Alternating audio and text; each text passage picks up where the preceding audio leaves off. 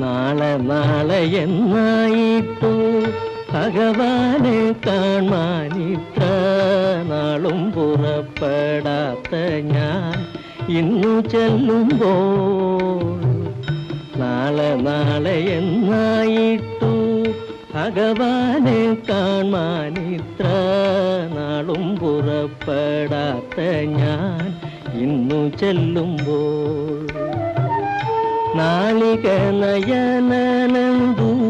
തോന്നുമോ ഇന്നു നമ്മോടു നാളികം കരിമ്പനാമേൽ എയ്ത പോലെയോ